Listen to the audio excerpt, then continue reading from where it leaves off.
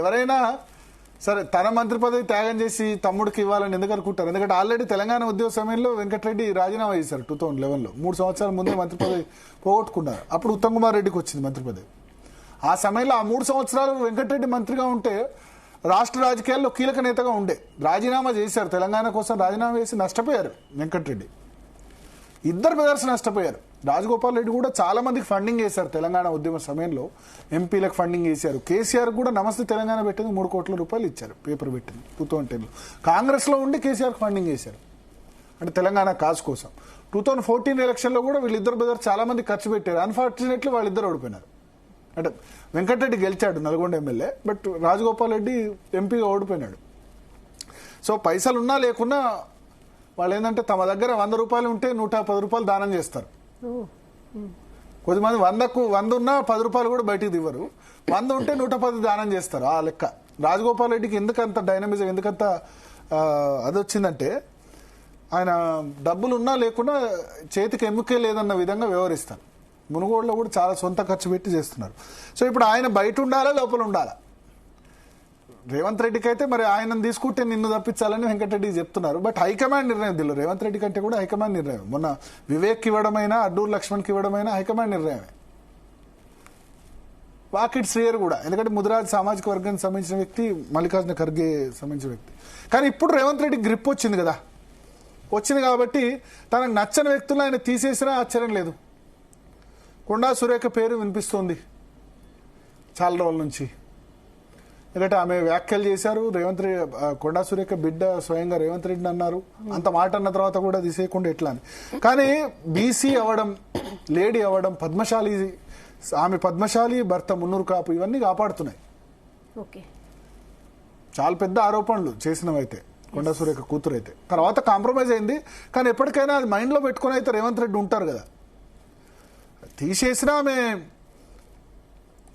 రచ్చ చేస్తారు, ఏం కాముగా ఉండే వ్యక్తి ఏం కాదు ఒకవేళ తీసేసిన. సో ఇప్పుడు అధికార రేవంత్ రెడ్డి సంబంధించిన అఫీషియల్ మీడియా నుంచి అట్లా లీక్స్ వదులుతున్నారు. వాళ్ళని తప్పిస్తారు, పొన్నం ప్రభాకర్ని తప్పిస్తారు, జూపల్లిని తప్పిస్తారు, కొండా సురేఖని తప్పిస్తారు. కానీ ఇప్పుడు కొండా సురేఖ, పొన్నం ప్రభాకర్ ఇద్దరు బీసీ మంత్రులు పెడితే మళ్ళీ ఒకవేళ కనుక ఏమైనా జరిగితే బీసీలనే పెట్టాలి కదా. అంత ఈజీ కాదు. అసలే బీసీ రిప్రజెంటేషన్ తక్కువ ఉంది. బీసీ 42% రిజర్వేషన్ ఇవ్వలేదు. పంచాయతీ ఎన్నికల్లో 17% ఇచ్చారని విమర్శలు వస్తున్న నేపథ్యంలో బీసీలను తప్పించే అవకాశం అంత ఉంటుందా? రెడ్డిలకు స్థానం ఇచ్చి 18 మందిలో కనీసం 6 బీసీలు ఉండాలి కదా. వాళ్ళు గెలిచిందే 7 ఎమ్మెల్యేలు బీసీలు. సో ఇప్పుడు ఒకవేళ కొండా సురేఖకు సంబంధించి హైకమాండ్ కనుక సీరియస్గా తీసుకుంటే ఆది శ్రీనివాస్కి అవకాశం ఉండొచ్చు, మున్నూరు కాపు సామాజిక వర్గం. విజయశాంతి పేరు వినిపిస్తుంది కానీ విజయశాంతిని రావాలని, మంత్రివర్గంలోకి రావాలని రేవంత్ రెడ్డి కోరుకోరు, ఉత్తమ్ కోరుకోరు, బట్టి కోరుకోరు. ఎందుకంటే ఆమె ఏకుకు మేకై కూర్చుంటుంది. వస్తే హైకమాండ్ కోటా నుంచే రావాలి విజయశాంతి. ఎమ్మెల్సీఏ సర్ప్రైజ్ ఇవ్వడం, వీళ్ళైతే రానివ్వరు. ఎందుకంటే ఆమె ఎవరి మాట వినదు, రాములమ్మ. సీతయ్యలాగా సీతక్క అన్నట్టు. సో అంత ఈజీ కాదు. బట్ ఆమె పేరు కూడా స్పెక్యులేషన్ వినిపిస్తోంది. పీసీసీ చీఫ్ మహేష్ కుమార్ గౌడ్ను క్యాబినెట్లోకి తీసుకుంటారు. ఇట్లా రకరకాల ఊహాగానాలు వస్తున్నాయి. బీసీలకు ఒక డిప్యూటీ చీఫ్ మినిస్టర్ ఇవ్వచ్చు, 2 డిప్యూటీ సీఎంలు పెట్టి బీసీలకు ఒకళ్ళకి ఇవ్వచ్చు. 42% రిజర్వేషన్ ఇంప్లిమెంట్ చేయలేకపోయారు కాబట్టి. అంటే పీసీ చీఫ్ ఉన్నారు కదా, అంటే పీసీ చీఫ్ ఉన్న ఎఫెక్టివ్నెస్ కనిపించట్లేదు అని రకరకాల స్పెక్యులేషన్స్ అట్లా వినిపిస్తున్నాయి. అంటే ఇది రేవంత్ రెడ్డి సైడ్ ఆర్గ్యుమెంట్ ఏంటంటే రాజగోపాల్ రెడ్డికి ఇస్తే వెంకటరెడ్డిని తప్పించాలి, కొండా సురేఖ తప్పిస్తే గనక ఉత్తమ్ కుమార్ రెడ్డి అడుగుతున్నారు. మరి రాజగోపాల్ రెడ్డికి ఇస్తే మరి నా భార్య కూడా సీనియర్ ఎమ్మెల్యే ఉత్తమ్ పద్మావతి, ఆమె కిందకి ఎవరని అడుగుతున్నారు. కానీ ఆ సందర్భంలో 3 రెడ్డి ఎమ్మెల్యేలు ఒకటే జిల్లా నుంచి వస్తారు. నల్గొండకి రెడ్లకైనా అన్నది కూడా వస్తుంది కదా. వెంకటరెడ్డిని తీసేశారనుకోండి, కోమటిరెడ్డి, రాజగోపాల్ రెడ్డి, ఉత్తమ్ పద్మావతి, ఉత్తమ్ కుమార్ రెడ్డి 3 రెడ్లు అవుతారు ఒకటే జిల్లా నుంచి. కానీ మరి ఉత్తమ్ కుమార్ రెడ్డి ఒకటే ఫ్యామిలీ నుంచి 2 ఇచ్చినప్పుడు, కోమటిరెడ్డి ఫ్యామిలీలో 2కి ఇచ్చినప్పుడు నాకు కూడా ఇవ్వాలని న్యాచురల్గా అడుగుతారు ఆయన ఉత్తమ్ కుమార్ రెడ్డి. వాళ్ళు గెలుస్తూ వస్తున్నారు కంటిన్యూస్గా. Highly educated Uttam Padmavathi. So అట్లా మహిళ ఇవన్నీ కూడా ఉంటాయి, అడుగుతారు. బట్ అవి అడగడం సాధ్యమవుతా లేదా? అయితే కోమటిరెడ్డి వెంకటరెడ్డి ఏఐసీసీలో తీసుకోవచ్చు ఇట్లా అని చెప్తున్నారు. కానీ ఏఐసీసీ రీషఫుల్ ఎప్పుడు జరుగుతుంది ఏంటి ఇవన్నీ మనకు అవకాశం లేదు.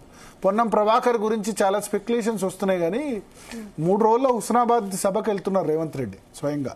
పొన్నం ప్రభాకర్కు రేవంత్ రెడ్డికి మధ్య గ్యాప్ వచ్చినట్టు చాలా చెప్తున్నారు. కానీ నాకైతే అది కరెక్ట్ అని అనిపించట్లే. ఎందుకంటే December 3న పొన్నం ప్రభాకర్ నియోజకవర్గంలో హుస్నాబాద్ సభలో రేవంత్ రెడ్డి పాల్గొంటున్నారు. మొన్న ఏదో కేబినెట్ మీటింగ్లో అన్నారు అని స్పెక్యులేషన్స్ వచ్చాయి. ఎంతవరకు వాస్తవం ఏదో తెలియదు. కానీ అందరిని అంటున్నప్పుడు అంటే ఒక మాట ఏమన్నా అంటే అనుండొచ్చు. కానీ పొన్నం ప్రభాకర్ మీద స్పెసిఫిక్గా రేవంత్ రెడ్డికి ఏం వ్యతిరేకత ఉండకపోవచ్చు. కోమటిరెడ్డి రాజగోపాల్ మీద వ్యతిరేకత ఉండొచ్చు. జూపల్లికి సంబంధించిన ఇష్యూలో కొంత ఇష్యూ అయింది. జూపల్లి వర్సెస్ రేవంత్ రెడ్డి. రిజ్వీ ఎవరైతే లిక్కర్ ఎక్సైజ్ శాఖ సెక్రటరీ విషయంలో కానీ, ఎక్సైజ్ శాఖలో అసలు ఆయనదేం నడవట్లేదు, జూపల్లిది రేవంత్ రెడ్డి బ్రదర్స్ నడుస్తుందని రకరకాల స్పెక్యులేషన్స్ ఊహాగానాలు వస్తున్నాయి. దాని పట్ల ఆయన కినుకగా ఉన్నారు. జూపల్లి సొంత జిల్లా, రేవంత్ రెడ్డి జిల్లానే ఈయన కూడా జూపల్లిది. కాబట్టి అట్లా రకరకాల స్పెక్యులేషన్స్ రకరకాల వార్తలు వస్తున్న నేపథ్యంలో ఎంత మేరకు జరుగుద్ది జూపల్లికి సంబంధించి. అయితే వెల్మ సామాజిక వర్గం నుంచి మరి ఒక్క మంత్రిగా ఉన్నారు. మరి ప్రేమ్ సాగర్ రావుకు కార్పొరేషన్ ఇచ్చారు.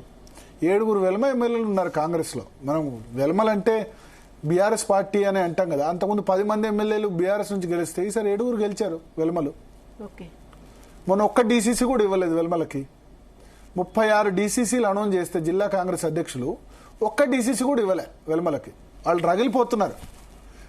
మేము కేసీఆర్ సొంత సామాజిక వర్గం అయినా సరే మేము సాక్రిఫైస్ చేసి కాంగ్రెస్ పార్టీలో ఉండి కేసీఆర్ పిలిచినా పోకుండా ఉంటే, అప్పట్లో 7 డీసీసీ అధ్యక్షులు ఉండే.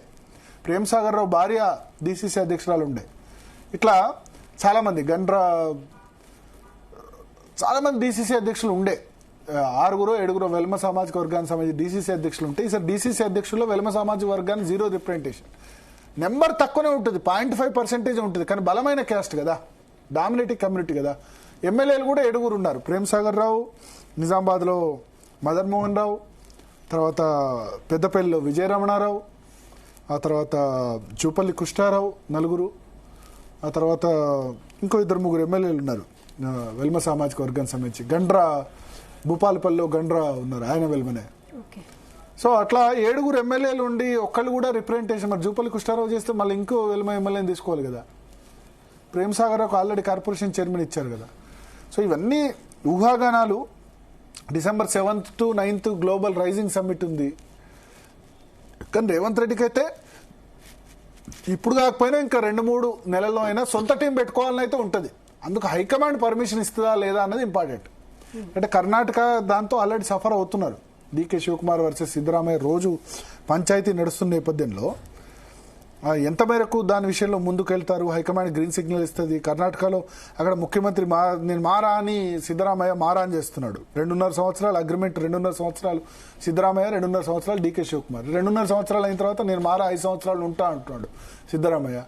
ఆయన వీకేద్దామంటే ఎమ్మెల్యేలంతా ఆయన చోట్ల ఉన్నారు. ప్రజల్లో పాపులర్ సిద్ధరామయ్య, పార్టీకి loyalist DK Shivakumar, హైకమాండ్కి loyalist DK Shivakumar. అక్కడ ఏం చేయాలో అర్థం కావట్లే. ఇందులో ఖర్గే తన కుమారుడిని ఎంకరేజ్ చేయాలి అని ఆయన ప్రయత్నం చేస్తున్నారు. 2 బలమైన సామాజిక వర్గాలు, బీసీ సిద్ధరామయ్య, వక్కలిగా శివకుమారు. ఆయన తీస్తే బీసీలు గొడవ వేస్తాను వాళ్ళు అంటారు, వక్కలిగా గొడవ వేస్తామని డీకే శివకుమార్కి ఇవ్వకపోతే వాళ్ళు గొడవ వేస్తారు. సో ఇవన్నీ తలకాయ నొప్పుల నేపథ్యంలో పర్మిషన్ ఇస్తుందా లేదా అన్నది కూడా ఇంపార్టెంటే. కానీ ఇవాళ కాకపోయినా రేపైనా ఎప్పటికైనా జరగక తప్పదు కదా.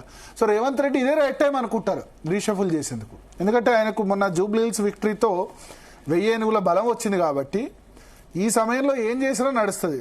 వీక్గా ఉన్నాడు అనుకోండి, రేవంత్ రెడ్డి వీక్గా ఉన్నప్పుడు విమర్శలు చేస్తారు. ఇప్పుడు మొన్న 3 మంత్రివర్గ విస్తరణలో తీసుకుంటే పెద్దగా వెంకటరెడ్డి ఒక్కడి నుంచి రాజగోపాల్ రెడ్డి ఒక్కడి నుంచి ప్రతిఘటన వచ్చింది కానీ మిగతా వాళ్ళు రాలేదు. అదృష్టం ఏంటంటే ఎక్కువ మంది కొత్త ఎమ్మెల్యేలు ఉన్నారు, యంగ్ ఎమ్మెల్యేస్ ఉన్నారు, రెడ్డి ఎమ్మెల్యేసే ఎక్కువ ఉన్నారు. బీసీ ఎమ్మెల్యేలు 7 ఉన్నారు. 7లో 3కి అవకాశం దొరికింది. ఇంకా 4 ఉన్నారు అవకాశం దొరకని వాళ్ళు. ఆది శ్రీనివాస్, తర్వాత షాద్నగర్లో ఈళ్ళ శంకరయ్య, మహబూబ్నగర్లో ఆల్రెడీ 3 మంత్రులు అయిపోయినారు, మఖాన్ సింగ్ రాజ్ ఠాకూర్, తర్వాత నారాయణ ఖేడ్ ఎమ్మెల్యే కూడా సంజీవ్ రెడ్డి కూడా బీసీ, ఇట్లా ఒక నలుగురు మాత్రం అవకాశం దొరకలేదు. ఆ నలుగురులో ఎవరో ఒకళ్ళకి ఇవ్వాలి. విజయశాంతి పేరు కూడా స్పెక్యులేషన్ వినిపిస్తుంది, ఆమె బీసీఏ. సో ఇప్పుడు బయట ఉన్న వాళ్ళు చాలా గట్టిగా అంటే మల్రెడ్డి రంగారెడ్డి, కోమటిరెడ్డి, రాజగోపాల్ రెడ్డి, వీళ్ళిద్దరిట్లో కూడా ఎవరో ఒకళ్ళకే వస్తుంది. ఇద్దరికైతే రాదు. ఎందుకంటే రెడ్లు 6 అవుతారు. అంటే 6కి ఇవ్వకూడదా అంటే గతంలో కేసీఆర్ క్యాబినెట్ లో ఉండే 18 మందిలో 6 రెడ్లు ఉండే. కానీ బీసీ మూవ్మెంట్ ఇంత ఉన్న నేపథ్యంలో రెడ్ల కారిచ్చి బీసీలకు 3 ఇస్తే మళ్ళీ పంచాయతీ అవుద్ది కదా. ఆల్రెడీ 42% ఇంప్లిమెంటేషన్ కూడా చేయలేకపోయినారు. దాని బదులు ఒక బీసీకి డిప్యూటీ సీఎం ఇచ్చినా ఇవ్వచ్చు పొన్నం ప్రభాకర్కి, లేదా ఎమ్మెల్సీ ఉన్న మహేష్ కుమార్ గౌడ్ను కూడా మంత్రివర్గంలోకి తీసుకోవచ్చు. పీసీసీ ప్రెసిడెంట్ వేరే వాళ్ళకి ఇవ్వచ్చు. శ్రీధర్ బాబు పేరు వినిపిస్తుంది పీసీసీ ప్రెసిడెంట్గా. సో ఇట్లా రకరకాల కాంబినేషన్స్ వస్తున్నాయి. అయితే December 7th నుంచి 9th వరకు రైజింగ్ సమ్మిట్ ఉంది. కాబట్టి ఆ రైజింగ్ సమ్మిట్ తర్వాత ఉండొచ్చు, ముందు అంతకంటే ముందు ఉండకపోవచ్చు అని నేను అంచనా వేస్తున్నాను. ఓకే, సో ఇప్పటివరకు కొంచెం టర్మ్ లో అయితే వీళ్ళు ఉన్నారు కదా, పొన్నం ప్రభాకర్ గాని, కొండ సురేఖ, జూపల్లి, వీళ్ళు ఎందుకు వీళ్ళు ఇష్యూ చేయకుండా ఉండరంటారా? డెఫినెట్ గా మంత్రివర్గం నుంచి ఎవరన్నా తీసేస్తే వాళ్ళు ఇష్యూ చేయకుండా ఎందుకుంటారు? చేస్తారు ఇష్యూ, కానీ ప్రిపేర్ కావాలి కదా. చేస్తారు, ఖాళీగా ఏమి ఉండరు. కాంగ్రెస్ లో మంత్రివర్గం నుంచి తీసేస్తే వాళ్ళు డెఫినెట్ గా ఇష్యూ క్రియేట్ చేస్తారు. కానీ బలం ఉంది కదా, 64 మంది వీళ్ళు ఉన్నారు, 9 మంది బీఆర్ఎస్ నుంచి వచ్చిన వాళ్ళు ఉన్నారు, 10 మంది, 74 మంది ఉన్నారు. కాబట్టి సర్వైవ్ అవుతారు. వాళ్ళు కూడా ఇంకా 3 సంవత్సరాలు గవర్నమెంట్ కదా, ఏదైనా వేరే పనులు చేసుకుందామని కూడా అనుకోవచ్చు కదా. అట్లా ఇప్పుడే మనం ఎందుకు గొడవ వేస్తామని కూడా అనుకోవచ్చు. అండ్ ఆల్టర్నేటివ్ కూడా లేదు. ఇప్పుడు కొండా సురేఖకి ఆల్టర్నేటివ్ కూడా లేదు. ఆమె ఆల్రెడీ బీఆర్ఎస్ లో కేసీఆర్తో గొడవబడి వచ్చింది కదా. కేసీఆర్ బండబూతులు ముందు తిట్టింది మహబూబాద్ సమయంలో, పార్టీలో జాయిన్ అయిన తర్వాత నుంచి మళ్ళీ ఒకసారి పార్టీలో జాయిన్ అయి బయటకు వచ్చిన తర్వాత కూడా తిట్టింది. సో ఆల్టర్నేట్ లేనప్పుడు ఏం చేస్తారు? కాంప్రమైజ్ కావడం తప్ప. జూపల్లి కృష్ణారావు కూడా అంతే కదా, బీఆర్ఎస్ నుంచి వచ్చిన వ్యక్తే కదా. వాళ్ళను కంపల్సరీ తీసేస్తాము అది చేస్తారని అనగానే కొంత డిఫరెన్సెస్ అయితే కనిపిస్తున్నాయి రేవంత్ రెడ్డితో. కానీ హైకమాండ్ ఫ్రీడమ్ ఇస్తుందా? ఎందుకంటే వీళ్ళిద్దరిని తీసుకుంది సరే. కొండా సురేఖ విషయంలో రేవంత్ రెడ్డి రోల్ ఉంది తీసుకోవడంలో, ప్లస్ మహిళా ఎమ్మెల్యే కూడా. బట్ జూపల్లి కృష్ణారావు విషయంలో డైరెక్ట్ గా హైకమాండ్ హామీ ఇచ్చింది ఎన్నికల ముందు. పొంగులేటి, జూపల్లి ఇద్దరికి మంత్రి పదవి ఇస్తామని హామీ ఇచ్చి దాని మేరకు నిలబెట్టుకుంది.